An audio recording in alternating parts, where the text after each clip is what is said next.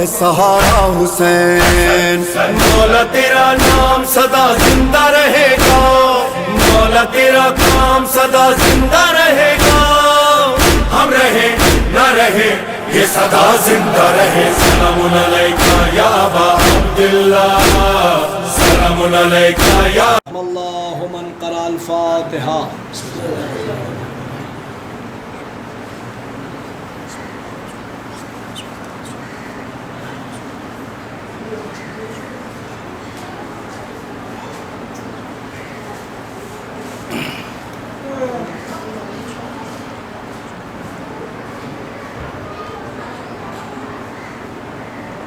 ماشاء اللہ لا حول ولا قوة الا باللہ العلی العظیم من الشیطان اللعین الرجیم۔ بسم اللہ الرحمن الرحیم۔ الحمد للہ الذی اظہر الوجود من القدم ورقم علی لب الانسان من اسرار القدم وعلمہ من البیان ما لم یعلم، والصلاة والسلام علی اول الصبح اللہ الذی من نفقت اخلیہ وأولا شمشینا اشرقت بالسماوات الازلیہ نذیر العوام الانسانیہ وبشیر الخلائق الفانیہ اسلم ما فی الوجود ونقطۃ دائرۃ الوجود لواء الحمد ومقام المحمود سید الکونین جد الحسن والحسین سیدنا ونبینا وشفیع ذنوبنا وحبیب قلوبنا وطبیب نفوسنا مولانا ومقتدانا بالقاسم محمد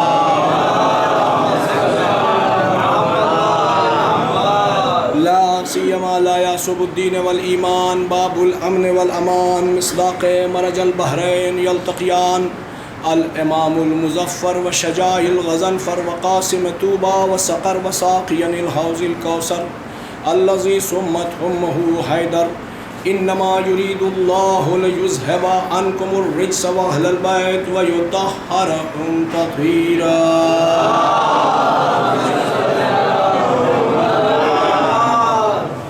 اما بعد فقد قال اللہ قرآنہ الحکیم وہو اصدق الصادقین وقولہ الحق۔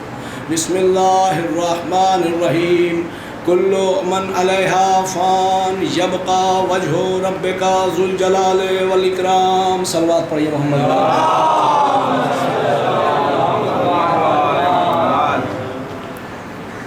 بزرگان محترم، عزیزان گرامی، مقدس سامعین، عزاداران مظلوم کربلا، مسلسل گفتگو اس آیت کے ذیل میں جاری ہے اور یہ میری تیسری مجلس۔ اب مجمع کو ترجمے کی بھی درکار نہیں ہے، آیت پڑھتے ہی مجمع خود ترجمہ سمجھ گیا ہے کہ ہر شے کو فنا ہونا ہے، باقی صرف اللہ کا چہرہ رہے گا جو بڑی جلالت والا، بڑی کرامت والا۔ انسان کے یہاں سب سے بڑا مسئلہ جو ہے وہ یہ ہے کہ وہ محفوظ رہنا چاہتا ہے اور خدا فنا کرنے کی بات کرتا ہے۔ لمحہ فکریہ ہے کہ انسان چاہتا ہے کہ وہ محفوظ رہے، وہ دنیا کے آلام سے، دنیا کے بوال سے، دنیا کی آفت سے اور ہر اعتبار سے وہ چاہتا ہے کہ محفوظ رہے، اور انسان چاہتا ہے محفوظ رہے۔ خدا کہہ رہا ہے ہر شے کو فنا ہونا ہے، اور فنا تو طے ہے۔ وقتی بقا کے لیے انسان کبھی گھر بناتا ہے، کبھی محل بناتا ہے، کبھی تاج محل بناتا ہے، کبھی سلاطین زمانہ بڑے بڑے دربار سجاتے ہیں، توجہ کا طالب سجاتے ہیں کہ ہم اس کے ذریعے محفوظ رہیں گے، ہم اس کے حصار میں محفوظ رہیں گے۔ لیکن دیکھا کیا گیا کہ نہ سلاطین زمانہ رہے، نہ ان کا تخت رہا، نہ ان کا تاج رہا، اور نہ ہی وہ باقی رہے۔ عزیزان گرامی، سب ختم ہو جاتا ہے اور سب ختم ہو گئے۔ عزیزو، باقی کون رہے گا؟ صرف اللہ کا چہرہ، اور اللہ کا چہرہ کون ہے؟ یہ 14 ہے۔ عزیزان گرامی، اب اللہ نے ان 14 کو اس منزل پر فائز کیا کہ جس نے ان سے اپنے کو منسوب کر دیا وہ بھی باقی رہے گا، وہ بھی باقی رہے گا۔ عزیزان گرامی، یہ اللہ کا دعویٰ ہے کہ سب فنا ہو جائے گا۔ عزیزو، انسان باقی رہنے کی حرص میں، توجہ سے سنیے گا، حرص میں، تمہید 2-4 منٹ کی ہے بس، حرص میں بڑے بڑے تاج محل، ایفل ٹاور اور بڑی بڑی بلڈنگیں بنا بنا کے کھڑی کر دیں کہ شاید اس کے ذریعے باقی رہیں گے، اس کے ذریعے نہ، سب فنا ہو جائیں گی۔ باقی رہنے کا طریقہ بس یہ ہے کہ آپ ان 14 سے وابستہ ہو جائیے۔ عزیزان گرامی، یہ 14 وہ ہیں کہ ان سے وابستہ ہو جانے پر وجود بھی باقی رہے گا اور تاریخ بھی باقی رہے گی۔ عزیزو، اب یہاں پر آپ کے وجود کو وجد میں آنے والا جملہ کہوں، کائنات میں حسین کی ایک ایسی ذات ہے کہ ان سے جو منسوب ہو گیا اس کو حسین فنا ہونے نہیں دیتا۔ عزیزان گرامی، اللہ کا دین، اللہ کا اسلام آدم سے لے کے خاتم تک محفوظ نہ رہ سکا، تب وہ اس نے حسرت بھری نظر سے علی کی طرف دیکھا۔ علی نے بھی مسجد کوفہ میں فزت برب الکعبہ کا اعلان کر کے اس دین کو حسن کے حوالے کیا۔ حسن نے زہر کا پیالہ نوش کر کے اس دین کو حسین کے حوالے کیا۔ حسین جب وقت آخری سجدے میں جب حسین کا گلا کٹنے لگا تو ہانفتے ہوئے دین کو، کانپتے ہوئے دین کو، مزمحل دین کو، مایوس دین کو حسین کی وہ آخری حسرت بھری نظر نے دیکھا تو ایک مرتبہ اپنے سر کو جبین نیاز کو اٹھایا، کہا نانا کے دین نہ گھبرا، میرے جانے کے بعد یہ زینب تیری حفاظت کرے گی۔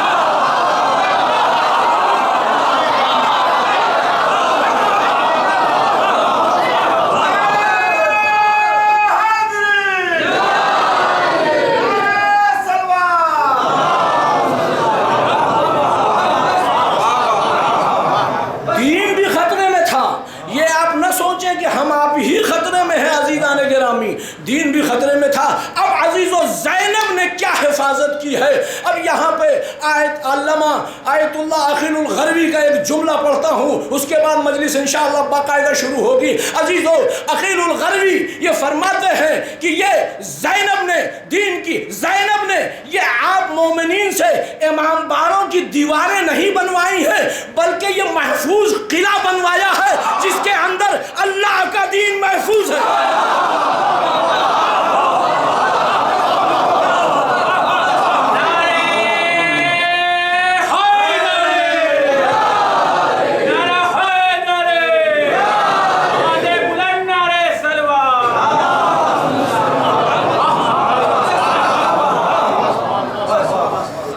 دیکھیے اس مجلس کو میں تقریباً یہ 32واں سال ہے میرا خطاب کرتے ہوئے، بڑے خلوص سے آپ سنتے ہیں۔ میں موضوع کو بولتا ہوں اس مجلس میں، اور موضوع تو آپ نے سنی لیا حفاظت کا، اور یقیناً حفاظت کے لیے کربلا سے بہترین کوئی جگہ نہیں۔ عزیزان گرامی، یہ آپ خود سوچیں کہ یہ امام باڑہ جو ہے ایک عظیم شے ہے۔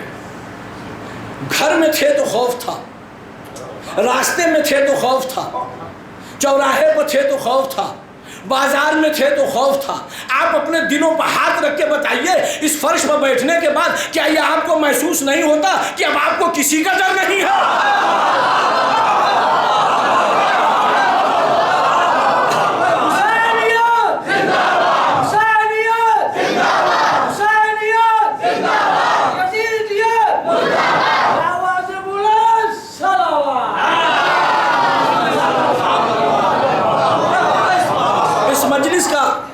متصل موضوع جو ہے وہ شب عاشور ہے۔ فضائل کے رخ سے سنیے گا، جسے ہمارے چھوٹے بھائی شاہد صاحب جو بڑے ہی حساس ہیں، انہوں نے یہ موضوع مجھ کو الہ آباد میں دیا کہ اس مجلس کو آپ شب عاشور کو پڑھیے، اور شب عاشور کے فضائل پڑھیے اور مصائب چاہے آپ جو پڑھتے ہو پڑھیے۔ تو عزیزان گرامی، حسین نے کربلا کا ایک ایک لمحہ صرف مصائب ہی نہیں ہے، فضائل کے وہ دریچے ہیں کہ انسان اگر سمجھ لے تو اسے کائنات سمجھ میں آ جائے گی۔ عزیزو، اب آپ شب عاشور کو فضائل کے رخ سے سنیے. امام حسین نے شب عاشور کو 3 حصے میں تقسیم کیا. اب مجلس شروع ہو رہی ہے عزیزان گرامی, جا کے سن لیجیے. 15 سے 20 منٹ کی خطابت ہے.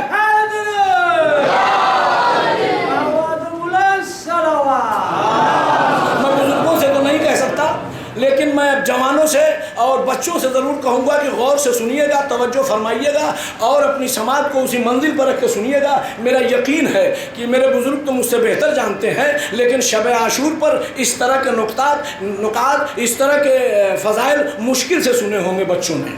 عزیزان گرامی, اب اتنا بڑا دعویٰ کیا ہے تو مولا میری عزت رکھے گا. خطیب منبر سلونی کے در سے جو بھیک ملتی ہے وہ میں آپ حضرات کی جھولیوں میں ڈالنے کی کوشش کرتا ہوں. عزیزان گرامی, میری بساط کیا, میری مجال کا, میرے پاس الفاظ نہیں ہیں, میرے پاس زبان نہیں ہے, میری فکر میں وہ رانائی نہیں ہے جو میں ان کے فضائل بیان کر سکوں. ہاں لیکن یہ سچ ہے کہ جب ان کے در دولت دہلیز پر پیشانی کو خم کر کے دعا کے لیے ہاتھ بلند کرتا ہوں تو وہ گوہر آبدار ملتے ہیں کہ جن کو اگر سیپ کے منہ میں ڈال دیا جائے تو یقیناً موتی بن کے نکلیں گے.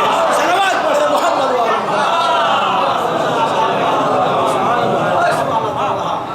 تو شب عاشور کو 3 حصے میں امام حسین نے تقسیم کیا. پہلا حصہ امتحان کا, غور سے سنیے گا. دوسرا حصہ عبادت کا. تیسرا حصہ تیاری کا. بس یہ 3 بات ذہن میں رکھیے گا. پہلا حصہ جو ہے وہ ہے امتحان کا. کیسا امتحان؟ فضائل کے رخ سے میں پڑھ رہا ہوں مجلس, ابھی تو مجلس شروع ہو رہی ہے.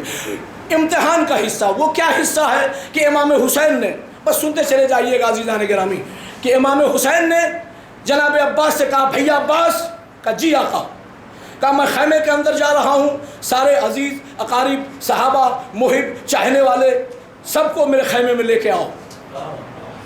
اور جناب عباس سب کو لے کے امام حسین کے خیمے میں گئے. اور جانے کے بعد امام حسین نے سب سے خطاب کیا, کہا دیکھو یزید ہمارے خون کا پیاسا ہے, یزید مجھے مارنا چاہتا ہے, یزید کا تم سے کچھ بھی نہیں ہے, تم چاہو تو چلے جاؤ, حسین تمہیں اجازت دیتا ہے. ایک بار مل جل کے صلوات پڑھیے محمد و آل محمد. ایک بار باواز بلند مل جل کے صلوات پڑھیے.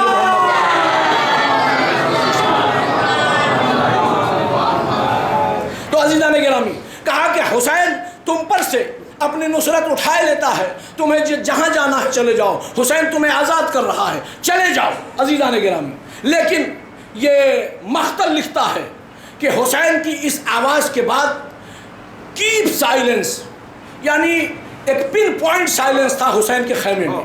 ایک سوئی بھی گرتی تو وہ آواز کرتی, ایسا سناٹا تھا. حسین نے ایک مرتبہ اپنے سبھی چاہنے والوں کو غور سے دیکھا. سنیے گا عزیزان گرامی, دیکھنے کے بعد کہا کہ تمہیں روشنی میں جانے میں حجاب آتا ہے, لو ہم چراغ گل کر دیتے ہیں. لیکن سنی ہوئی باتوں میں بات جب نکلے گی تو وجود وجد میں آئے گا انشاءاللہ. کہا گل کر دیتے ہیں چراغ. اب چراغ گل کیا. چراغ گل کرنے کے بعد کچھ دیر حسین انتظار کرتے رہے. انتظار کرنے کے بعد کہا بھیا عباس چراغ روشن کرو. عباس نے پھر چراغ روشن کیا. اب حسین نے سر اٹھا کے دیکھا تو جو جہاں تھے وہی کھڑے تھے, ایک بھی نہیں گیا. عزیزان گرامی سنیے گا, ابھی فضائل کے رخ سے سنیے گا, ابھی میں شروع کر رہا ہوں مجلس. جو جہاں تھے وہی کھڑے تھے. اب امام حسین نے کہا کہ تم یہ سوچ رہے ہو کہ تم حسین ہم چلے جائیں تو حسین دیکھتے رہیں گے. حمید ابن مسلم کہتا ہے کہ چراغ گل کرنے کے بعد بھی حسین کا چہرہ بمثل ماہتاب روشن تھا. کہا کہ اس روشنی میں تمہیں جانے میں حجاب آتا ہے تو لو ہم اپنی آبا سے اپنے چہرے کو چھپائے لیتے ہیں, اب چلے جاؤ. عزیزان گرامی تب بھی نہیں گئے. اب امام حسین نے, اب دیکھیے مجلس شروع ہو رہی ہے, اب امام حسین نے کہا بھیا عباس, کا جی آقا, ان سب کو خیمے کے باہر لے کے آؤ. اب جب سب کو خیمے کے باہر لے کے آئے تو کہا کہ دیکھو یہ اجالا ہے نا. کہا کہا اجالا ہے, اس میں جانے میں تمہیں حجاب ہو رہا ہے. تو کہا کہ عباس رات کو اور تاریخ کر دو. تاریخ ساتھ جملہ آپ کی سماعت کے حوالے کرنے جا رہا ہوں. حسین کا یہ جملہ عباس سے کہ اس رات کو اور تاریک کر دو، اس بات کی گواہ ہے، اس بات کی مدلل دلیل ہے کہ لیلۃ النہار کی گردش میں عباس کا اختیار تھا۔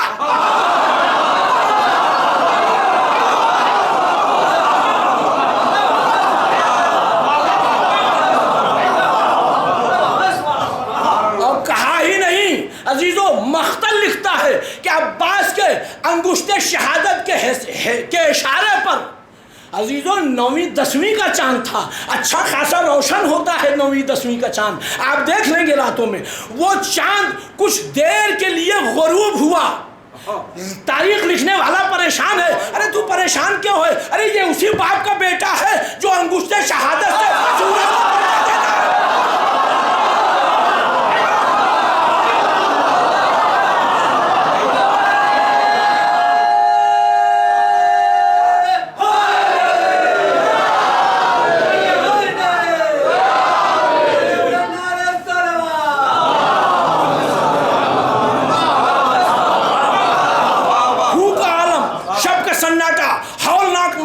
سنسناہٹ کی آوازیں، اب ان آوازوں میں بھی حسین نے سر جھکا کے غور سے انتظار کیا۔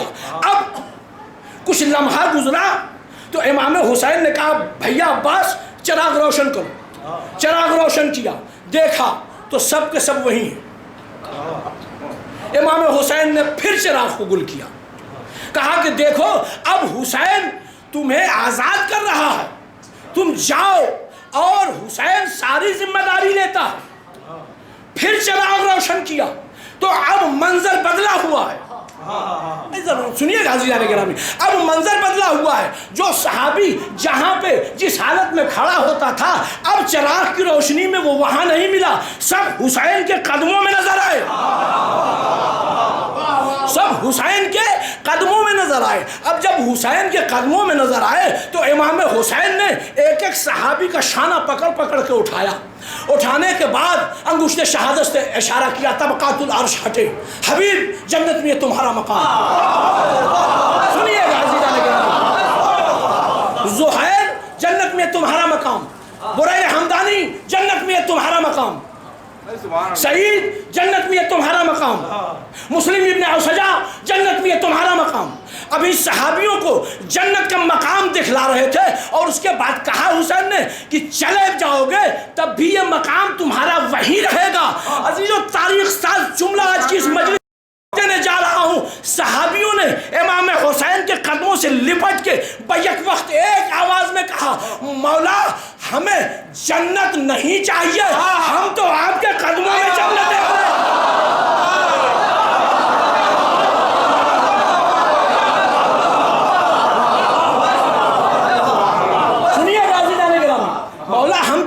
قدموں میں جنت دیکھ رہے ہیں۔ عزیزو صحابیوں نے ایک عمل بتایا کہ حسین جہاں ہے جنت وہی ہے، حسین جہاں ہے جنت وہی ہے۔ اب عزیزان گرامی اگر حسین مسجد نبوی میں ہے تو جنت مسجد نبوی میں، حسین پشت رسول پر ہے تو جنت پشت رسول پر ہے، حسین اگر ماں فاطمہ کے گھر ہے تو جنت فاطمہ کے گھر میں ہے۔ جملہ سنیے، تاریخ کے کچھ بدمظنوں نے فاطمہ کا گھر جلا کے یہ سوچا کہ ہم نے فاطمہ کا گھر جلا دیا، ارے اس نے فاطمہ کا گھر نہیں جلایا، اپنی جنت جلا دی۔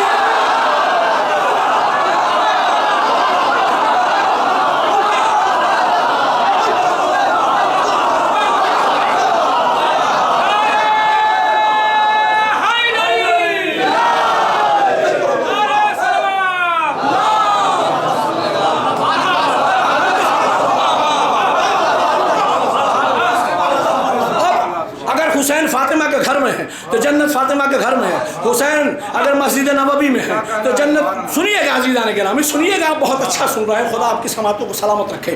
حسین اگر مسجد نبوی میں ہے تو جنت مسجد نبوی میں ہے، حسین اگر پشت رسول پر ہے تو جنت پشت رسول پر ہے، حسین اگر مدینے میں ہے تو جنت مدینے میں ہے، حسین اگر مکے میں ہے تو جنت مکے میں ہے، حسین سفر پہ ہے تو جنت سفر پہ ہے، حسین منزل ثعلبیہ پر ہے تو جنت منزل ثعلبیہ پر ہے، حسین اگر گھوڑے کی زین پر ہے تو جنت زین پر ہے، حسین اگر زمین پر ہے تو کربلا جنت ہے، زمین ہے۔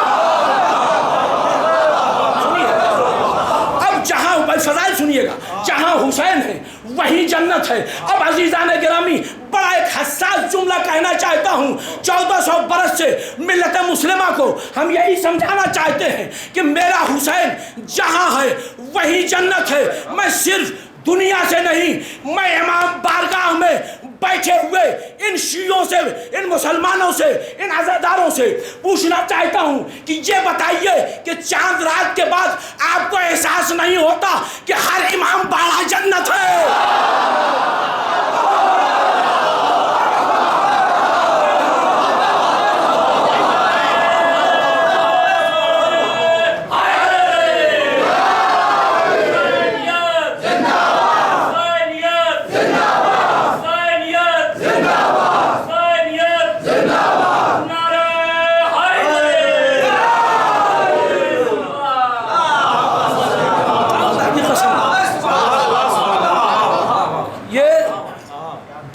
तो हमें लगता है कि हम जन्नत में हैं।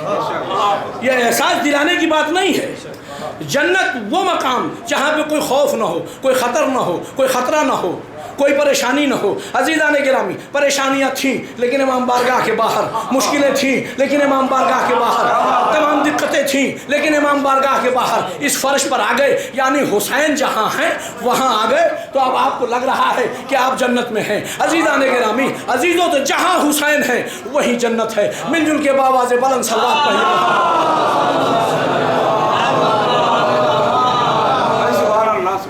तो सहाबियों ने, तवज्जो से सुनिएगा, सहाबियों ने कदम हुसैन से लिपट के कहा कि मौला हमें जन्नत नहीं चाहिए, हमें तो हुसैन चाहिए, हम आपके साथ हैं, जहां आप हैं वही जन्नत है। अजीज़ान गिरामी, बस यही बात मैं मिल्लत मुस्लिमा के उन मुल्लाओं से कहना चाहता हूँ, उनसे मैं दरियाफ्त, उनसे मैं ये बात बिल ऐलान कहना चाहता हूँ कि 1400 बरस से हमको भी जन्नत की ख्वाहिश नहीं है।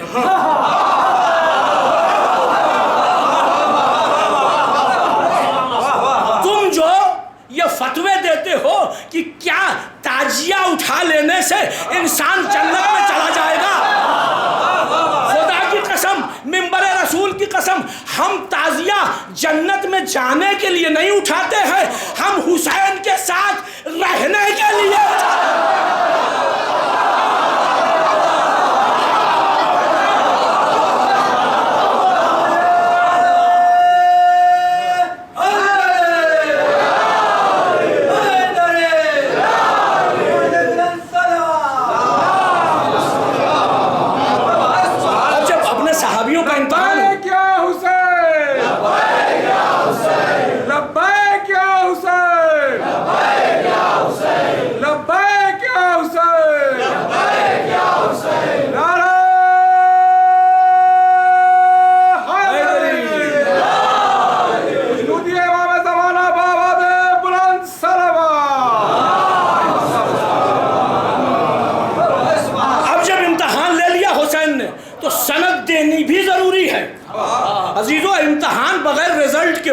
तो वो इम्तिहान नहीं होता। अज़ीज़ान गिरामी, वो इम्तिहान नहीं होता अगर उसका नतीजा नहीं है तो। अरे नतीजा बगैर नतीजे का कोई इम्तिहान होता है? तो अब सनद चाहिए। सुने अपने सहाबियों को क्या सनद दी हुसैन ने वहीं से मदीने का रुख किया, कहा नाना जैसे सहाबी हुसैन को मिले वैसे सहाबी आपको नहीं मिले। अजीजों, जुमले की वजाहत नहीं हुई तो मजमा वहाँ तक नहीं पहुँचा, लेकिन खतीब का के मजमे को अपनी मंजिल तक पहुँचा के न माने। अजीज़ान गिरामी, इस जुमले की वजाहत करूँ तो ये कहूँ, हुसैन ये कहना चाहते थे, नाना आप दिन के उजाले में उन्हें बुलाते रहे, वो आए नहीं, हम सब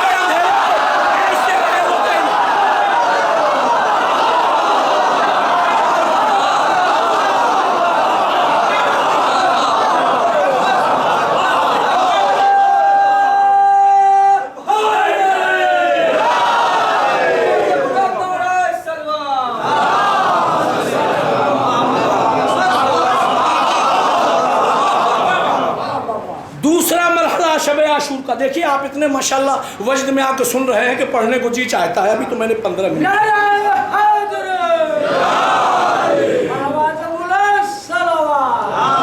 दूसरा मरहला इबादत का, دوسرا مرحلہ شب عاشور کا جو ہے دوسرا حصہ عبادت کا، اب مختصر کر کے پڑھوں گا، اتنی تفصیل کروں گا تو بڑی لمبی مجلس ہو جائے گی، لیکن آپ مختصر ہو کے مت سنیے گا، آپ انشاءاللہ اچھے تو سنیے گا۔ دوسرا عبادت کا، کیسی عبادت؟ ہر خیمے سے لبیک لبیک لا شریک لک لبیک ان الحمد لک لبیک، ہر خیمے سے یہ آواز آ رہی تھی۔ شب عاشور عبادت کا مرحلہ تھا، عبادت ہو رہی تھی، ایسی عبادت ہو رہی تھی کہ عزیزو مقتل کے مورخ کو لکھنا پڑا کہ ایسا لگ رہا تھا کہ کعبہ مکے کی زمین سے اٹھ کے کربلا آ گیا۔ جملے کی پذیرائی نہیں کی آپ نے، چلیے انشاءاللہ اگلے جملے پر کہا ایسا لگ رہا تھا کہ دیکھیے یہ نعرہ جو ہے لبیک لبیک لا شریک لک لبیک ان الحمد لک لبیک، یہ حج کیے ہوئے بیٹھے ہیں، یہ بتائیں گے یہ نعرہ کربلا کا نہیں ہے، یہ نعرہ حج کا ہے۔ اب جو حج کیے ہیں یا حج کے بارے میں جانتا ہے اس کو تو داد دینی ہی چاہیے تھی اس جملے پر۔ عزیزو اگر کعبے کا نعرہ کربلا میں لگے تو یہ طے ہو گیا کہ کعبہ بچ نہیں سکتا اگر کربلا میں ہوتی۔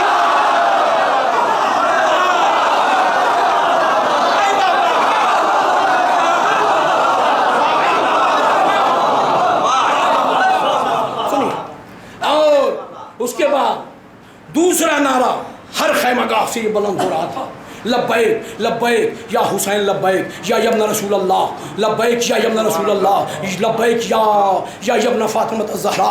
ہر خیمے سے یہ تسبیح و تحلیل کی اور لبیک لبیک کی آوازیں اتنی بلند تھی، ابھی فضائل سنیے گا، اتنی بلند تھی کہ دشمن کے لشکر کا حر بے چین ہو گیا۔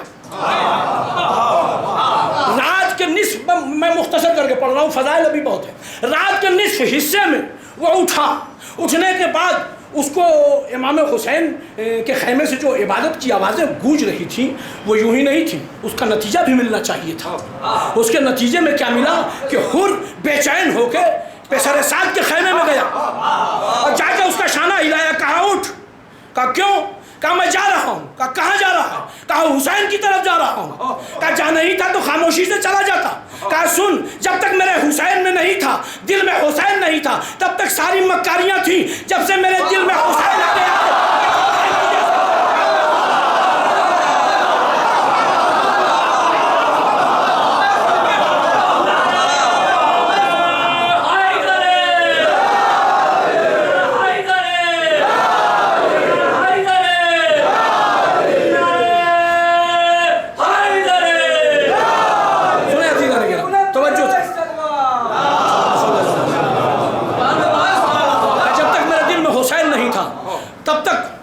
کچھ بھی کر رہا تھا، لیکن اب میرے دل میں حسین ہے، میں تجھ کو دھوکہ، میں جانتا ہوں کہ تو دھوکے باز ہے لیکن تجھے بھی میں دھوکہ نہیں دے سکتا، اٹھ میں جا رہا ہوں۔ تو اس نے کہا تو جانتا ہے، عزیز مکالمہ سنیے گا، تو جانتا ہے کہ حسین کے لشکر کی طرف کتنے ہیں؟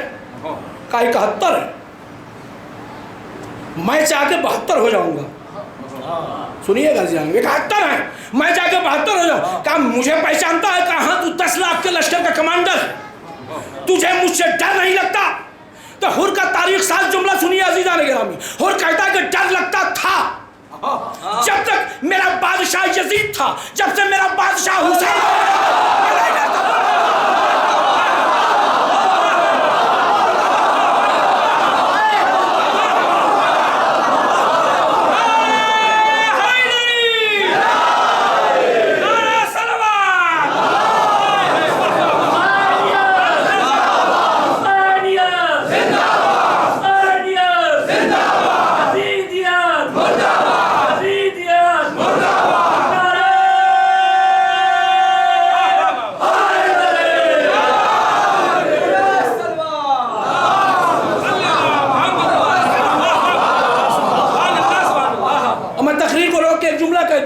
اسلام میں دو لفظیں بہت کشیدگی کے ساتھ دی جاتی ہیں، رضی اللہ اور علیہ السلام۔ میرے بچے جان لیں، رضی اللہ کا مطلب اللہ راضی ہو جائے، اللہ راضی ہو جائے، یہ دعا ہے، اور علیہ السلام کا مطلب اللہ کا سلام ہے۔ اب بات کو واضح ہو جانا چاہیے عزیزان گرامی۔ اب حر اس لشکر کی طرف سے حسین کی طرف آیا تو عزیزان گرامی حر کا وہ استقبال حسین نے کیا کہ تاریخ کے مورخ میں نہیں لکھا کہ کسی معصوم نے کسی کا اتنا استقبال کیا۔ عباس آگے، فضائل سنیے، عباس آگے بڑھے، علی اکبر آگے بڑھے، خود حسین کرسی سے اٹھ کے آگے بڑھے، اٹھ کے بڑھنے کے بعد حر کو کلیجے سے لگا لیا۔ مولا نتیجہ کیا ہے؟ کہا کہ یزید کے لشکر کے آباء و اجداد کتنی بھی فضیلت پر چلے جائیں لیکن وہ رضی اللہ ہو سکتے ہیں علیہ السلام۔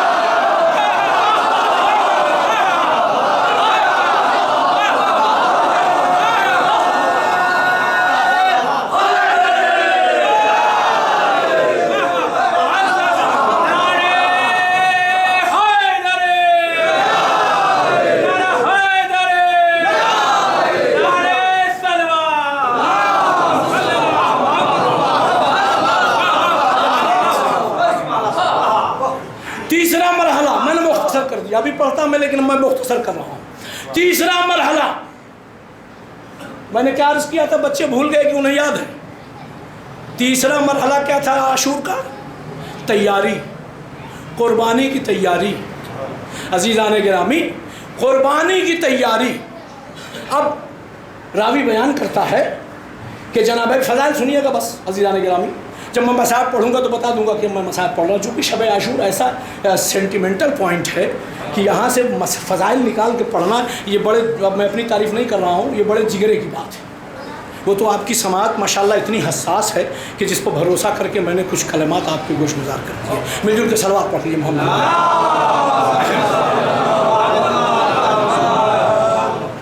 تیسرا مرحلہ قربانی کی تیاری کا۔ اب قربانی کی تیاری کس طرح سے ہو رہی ہے؟ جناب عباس نے ایک خیمے کا پردہ ہٹا کے دیکھا تو ہر خیمے میں بیویاں اپنی اپنی قربانی کو اپنے مسلح پہ بٹھائے ہوئے، بچے ہیں تو اپنے دوش پہ بٹھائے ہوئے، سب یہی کہہ رہا۔ توجہ کا طالب ہوں۔ علی اکبر کے خیمے میں گئے تو لیلا کہہ رہی ہے کل حسین کی قربانی کا دن ہے، بیٹا تمہارے فضائل سن، بیٹا تمہارے رہتے ہوئے حسین کو نیزہ نہ لگنے پائے۔ جناب قاسم کے خیمے میں دیکھا تو ام فروہ قاسم کو سجا کے تیار کر رہی ہیں کہ میرے لال کل حسین کی قربانی کا دن ہے، کل حسین کو کوئی تیر نہ لگنے پائے، کوئی نیزہ نہ لگنے پائے، کوئی خنجر نہ لگنے پائے۔ اسی اس میں دیکھا گیا کہ جناب زینب، سنیے گا فضائل عزیزان گرامی، اپنے ایک زانو پر آن کو، دوسرے زانو پر محمد کو بیٹھالے ہوئے ان کی غیرت کو للکار رہی ہیں، تم علی کے نواسے ہو، جعفر طیار کے پوتے ہو، ایسی جنگ کرنا اور تمہاری زندگی میں ایک تیر نہ لگنے پائے۔ عزیزان گرامی جنگ کے بارے میں اتنا ولولہ بھر دیا تھا اور محمد کے جگر میں زینب نے کہ رات کے ہر لمحے میں یہ بچے بار بار، سنیے فضائل سے، خیمے کے باہر جاتے تھے، آ کے کہتے تھے اماں سویرا کب ہوگا، اماں سویرا کب ہوگا۔ عزیزان گرامی اب اس کے بعد سے اسی منظر میں یہ دیکھا گیا کہ جناب رباب بھی 6 مہینے کے بچے کو آگوش میں اٹھا کے کبھی سجاتی ہیں، کبھی سوارتی ہیں، کہتی ہیں میرے لال قربانی کا دن ہے، تمہارے رہتے ہوئے حسین کو کوئی تیر نہ لگنے پائے۔ راوی بیان کرتا ہے کہ 40 خیموں کے پردوں کو ہٹا کے جناب عباس نے دیکھا۔ فضائل سنیے گا، ہر خیمے سے یہی آواز آ رہی تھی، حسین تیر، حسین نیزہ، حسین خنجر، حسین تلوار، حسین گھوڑے، حسین نیزہ، حسین تیر، حسین تلوار، حسین تبر۔ اب یہ اتنی آوازیں ماں کے سننے کے بعد جناب فضائل سنیے، جناب عباس حسین کے خیمے میں آئے، ہاتھوں کو جوڑا، آقا میں یہ کیا سن رہا ہوں، آپ مجھے سنیے گا، آپ مجھے بس اجازت دے دیں، صبح کا سورج طلوع ہونے سے پہلے ابن مرجانہ کے سر کو اگر دارالامارہ پہ نہ لٹکا دوں مجھے تاریخ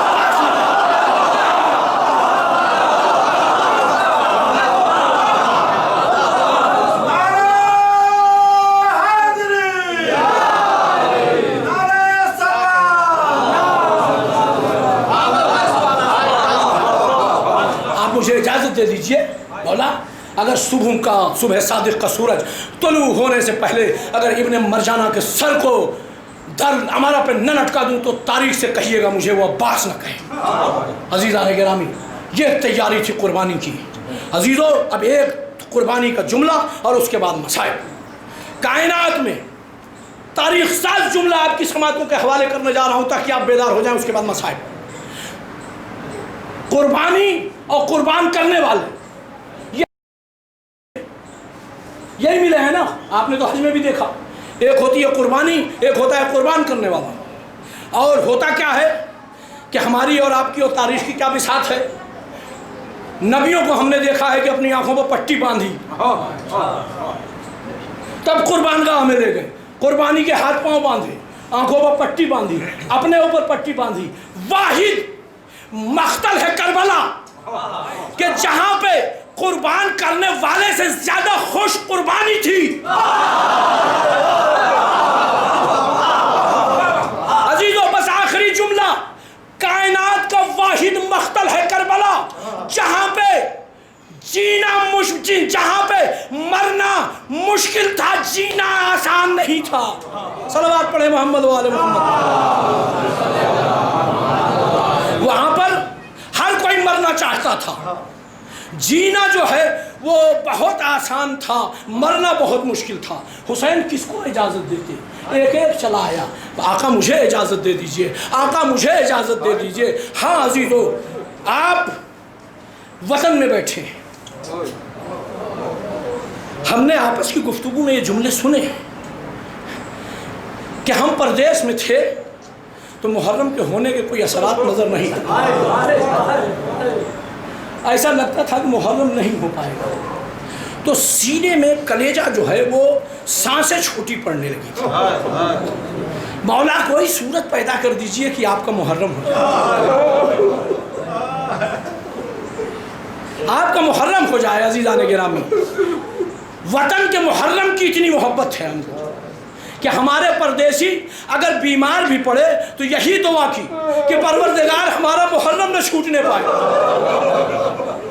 محرم ہم مولا, ہم آپ کا محرم چھوڑ کے جی نہیں سکتے.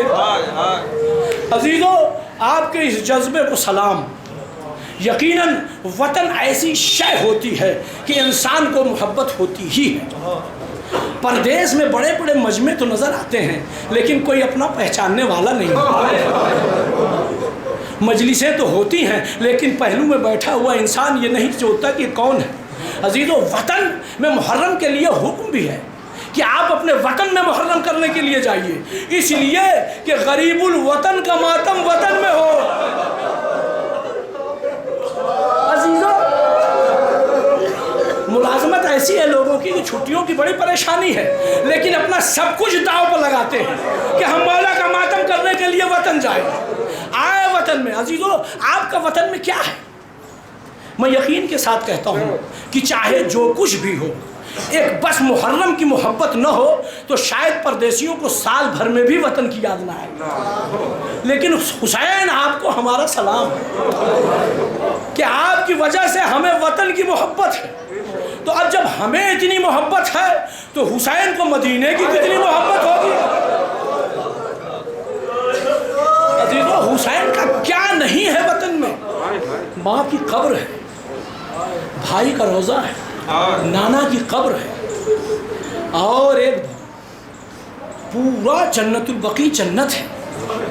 اور حسین کا تو سب کچھ مدینے میں ہے, اور سب کچھ چھوڑ کے جانا یہ آسان کام نہیں ہے.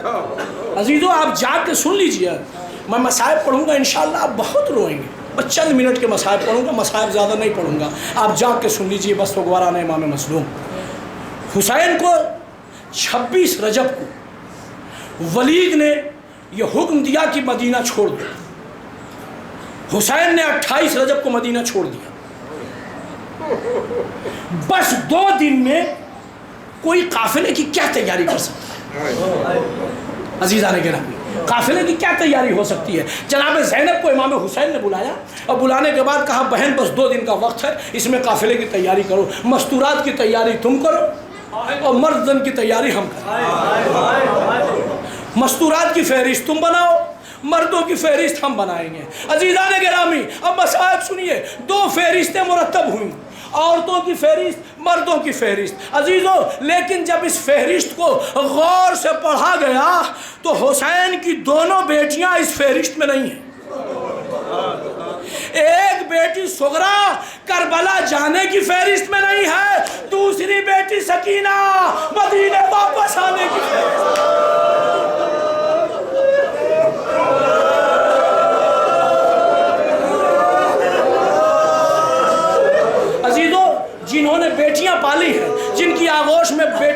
رہی ہیں، وہ جانتے ہیں کہ ایک بیٹی باپ کے لیے کیا ہوتی ہے، کیا ہوتی ہے ایک بیٹی باپ کے لیے۔ عزیزان گرامی، اگر وہ مچل کے اپنے بابا سے کہہ دے تو جو اس کے امکان میں ہوگا وہ پورا کرے گا۔ آخر کیسے مرحلے سے حسین گزر رہے تھے کہ بار بار صغرا حسین کے ساتھ گھومتی تھی، بابا مجھے بھی لے چلو، بابا مجھے بھی لے چلو، بابا مجھے بھی لے چلو، لیکن حسین کی مجبوری تھی۔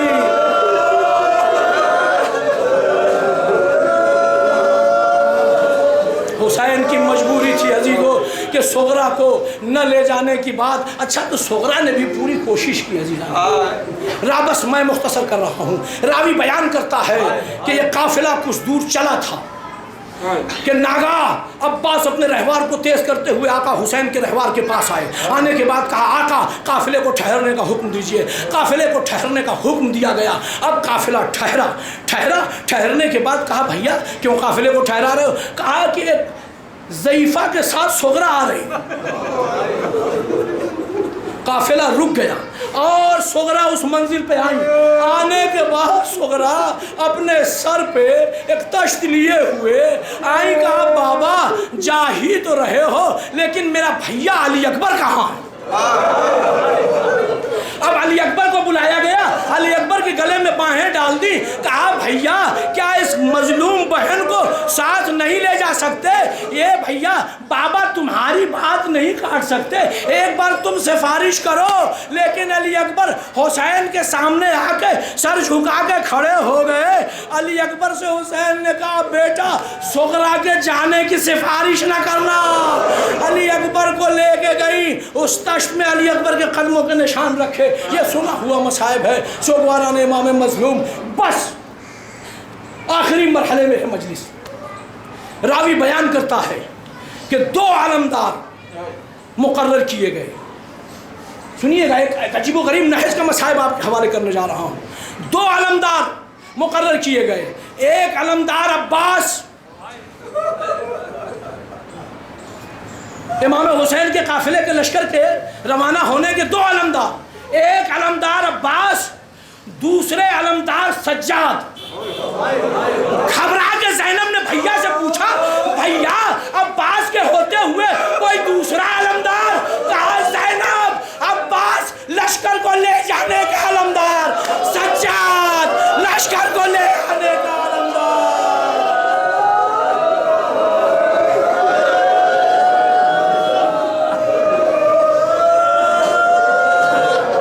حسین کی 2 بیٹیاں، آخری مصائب کا آخری فقرہ عزیزو، بس گریہ کر لیجئے، یہ سال بھر کے بعد آتی ہے۔ حیات نے اگر وفا کی تو پھر اگلے برس ہم اس مجلس میں شرکت کریں گے۔ عزیزو سن لیجئے مصائب کا فقرہ کہ حسین کی 2 بیٹیاں ایک مدینے میں چھوٹ گئی، ایک بیٹی کربلا میں آئی۔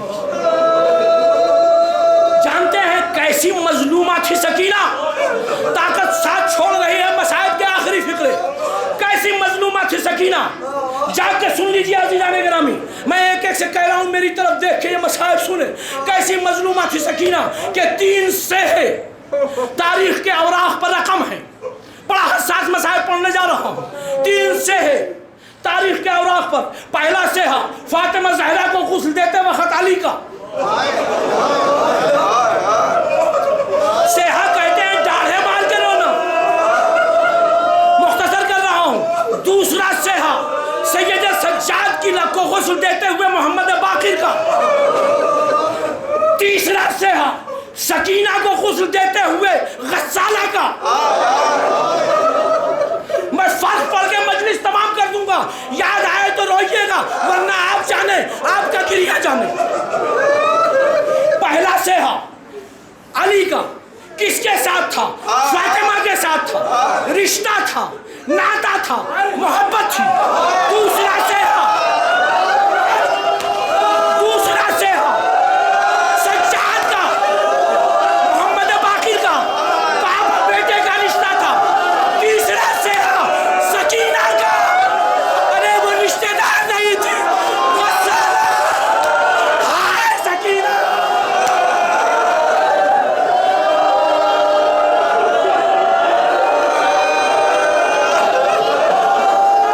وہ رشتہ دار نہیں تھی،